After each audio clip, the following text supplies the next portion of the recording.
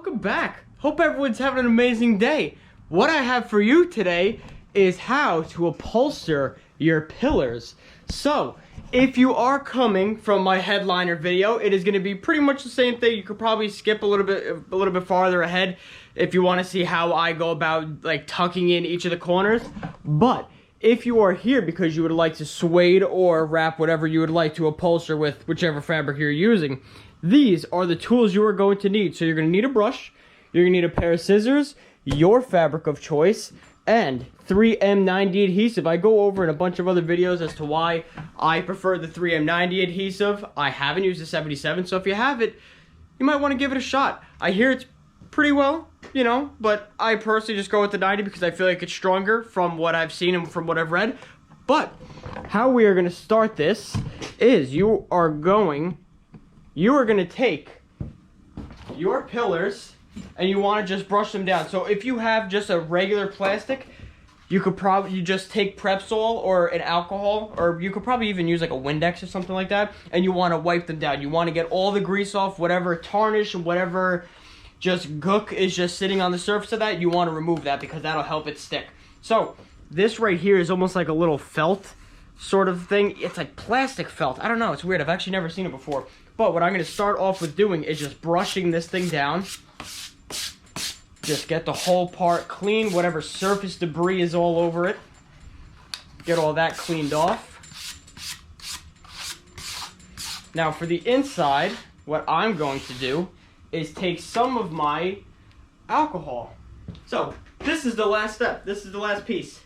I'm going to just take some alcohol. And I'll bring it up a little closer so you can see a little bit better. I'm just going to take a little drop of it and just pour it on like so. And then I'm just going to quickly go over the whole inside and just clean this thing down. Just get all that nasty stuff out of there. I want this glue to stick as best as it can. So now I'm using 70% isopropyl alcohol, which really just smells fantastic. Definitely do this in a well-ventilated room because the stuff does smell, and especially with the spray adhesive glue, it stinks. You definitely don't want to do that in an enclosed room. I have windows in the back over here open to get some cross ventilation in, even though it is freezing outside right now.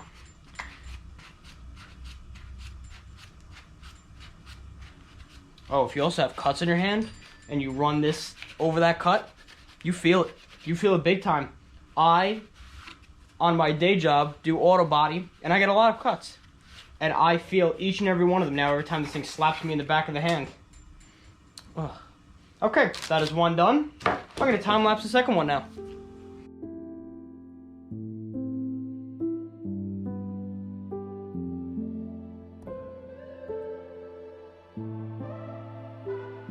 Alright, so now, once you have both of your pieces cleaned and prepped properly, what you're going to do is, I'm going to set this one aside for right now, and we are going to focus on this one. So, what you are going to do is take your fabric of choice. You're just going to mark it up, lay it out, and just make sure that the piece is going to fit over the entire panel that you're working on. So in this case, a pillar. Once you have this thing all double checked, like so. Just give you a little example here. So even over the tip of this, see how this fully covers in? And over the back, I just whacked the car with the tripod. Yeah, I love that. Nice. Nice. So let's go this way now. So the back over here, I have a nice piece that I can tuck all this under. So that's good. What you are going to do is take your glue, take your 3M90 adhesive glue, and the way this stuff works is you spray it on your panel and on the fabric, and then you join them together and they adhere very well. I love this stuff. This actually really is one of the most satisfying things you could do to your car because it just so dramatically changes it from whatever color it was to just whatever fabric choice you feel best fits or whatever you just want. Let me clean that up a little bit. Get out of here. Okay. So what I'm going to do with my nice clean piece, we are going to, do I want to do this right on here? Okay, just for the sake of my table, because I do have to keep using this, I'm going to bring it to right over here so you can see this. So this stuff is nice. Now, another side note is right up here on the top, you can see low, medium, and high. I use the medium because it just comes out a very good amount. It's not just overly soaking this thing in the glue. It's just a nice little breeze, like you'll see. Maybe I'll actually, here we go.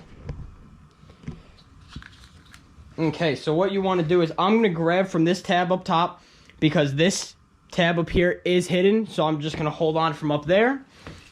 Give it a little shake.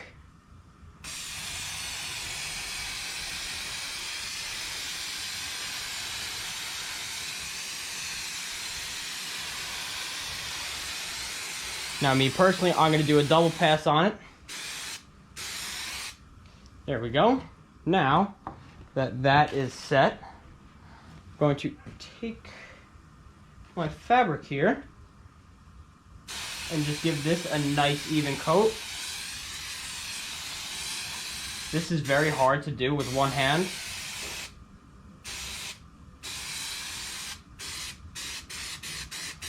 Get a nice little crosshatch pattern in there. Okay, now what we do is a little bit of a waiting process. Now, like I'm going to show you here, this glue, the way it dries is it goes from this white look that you're seeing here to like a matte finish. So once this turns matte, that is when you are going to take both of these pieces, or actually not both of these pieces, you're just going to take your fabric and you're going to flip it right over your panel.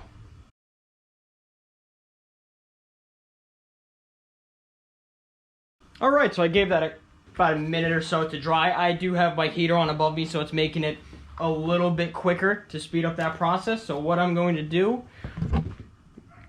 is take this now, line everything up, make sure it's got a good amount of space. There we go. Okay, so once you have this laid up here, what you want to do is just gently work itself down.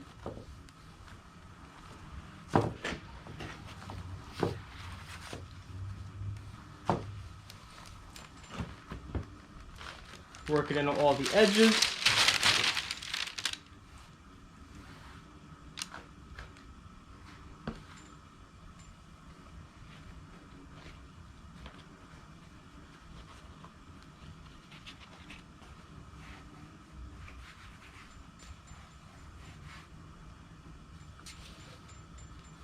All the way tucked in at the top. Tucked in on the bottom.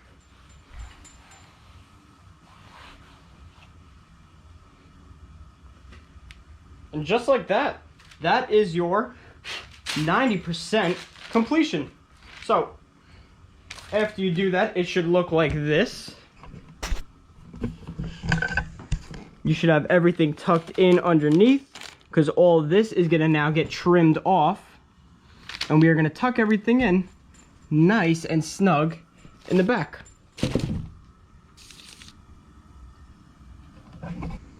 Okay, now how do we go about that? So this is where your scissors come into play. Do yourself a favor, do not cheap out on scissors. Upholstery scissors are actually very good. Actually, you know what, let me take that back. Cheap out on scissors, just not the absolute cheapest you could find, because they do get destroyed. Let me actually show you what a pair of them look like.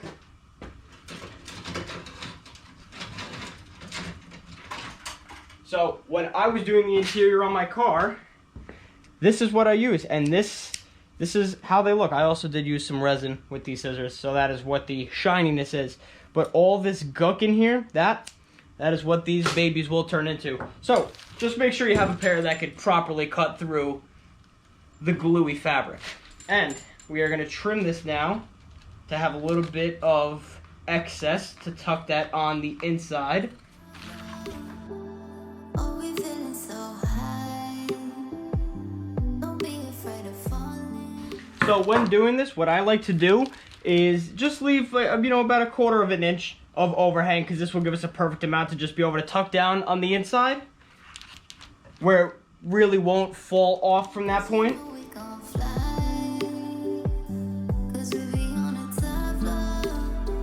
Okay, so now this is our trimmed up piece, a little bit of overhang going all the way through.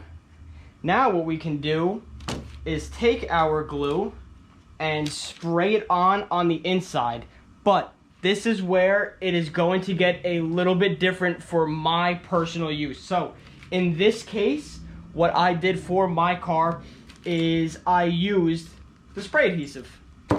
I bought a lot of spray adhesive. I believe it's $14 or so a can from either Home Depot, Lowe's, or maybe even any craft store that you have nearby you. But because I'm very limited, this is my last can of this, I do not want to use it on this particular project. So what I do have is Barge contact cement. Now this, unless you plan on doing your whole car, then I would suggest getting this. But if you're just going to do something small like your A-pillars and maybe a headliner or maybe a door panel or something similar to that, you could just get away with using the 3M spray adhesive. But for this particular use, because I want to save as much of the spray glue as I can to do the other projects that I have here, I'm just going to go with this. So now if you are going with the Barge contact cement, I'll show you what I am going to do with this. What I'm going to do is just take a nice thick glob of it and just let it go all the way through. Now this is the exact same style.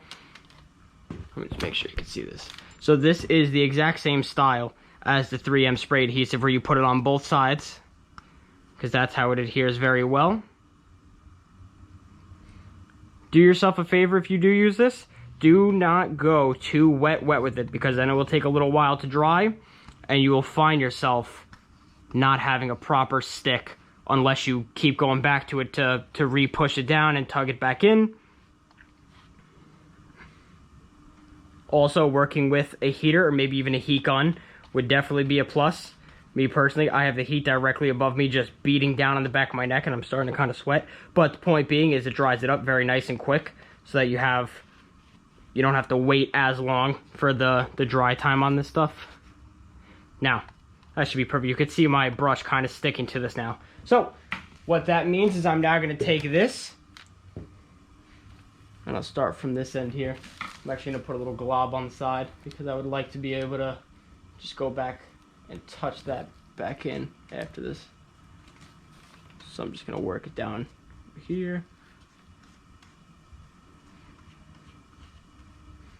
Okay, that should be good.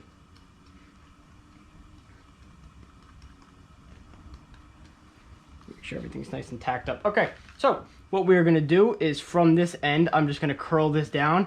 I'm going to use the palm of my hand and just let it work itself all the way into the crack right over this lip. And now you can see, without even holding it, how it just stays. Now you just want to gently use a thumb and just kind of evenly press down a little bit more with each pass.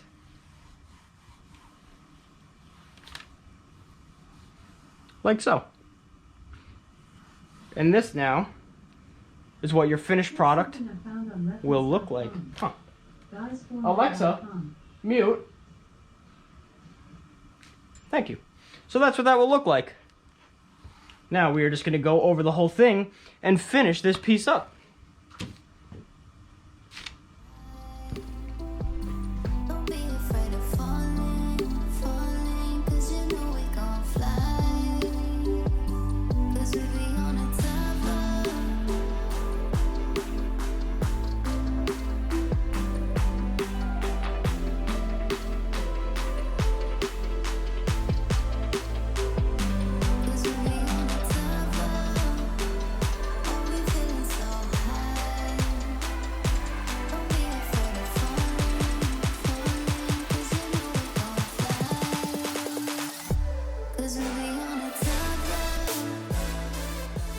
Alright, so that is one pillar done. I'm going to get the other one completed, and then I'm going to show you guys the end result.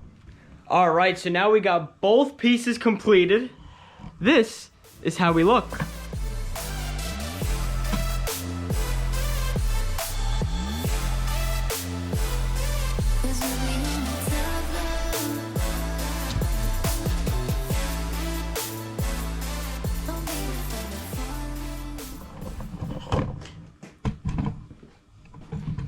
these pieces came out incredible, and it is such a simple thing that you can do to change the whole look of your car. I absolutely loved doing this. This is probably one of my favorite things to do when it comes to cars. Amongst all the other things, this is by far one of the most satisfying. Other than maybe painting your whole car, changing the color, doing this is just something you could do on a weekend, after work, before work, after school, before school, you name it, you could do it then. It is something that is a little bit time consuming, but once you get the hang of it, it just becomes just so nice to be able to do. I hope you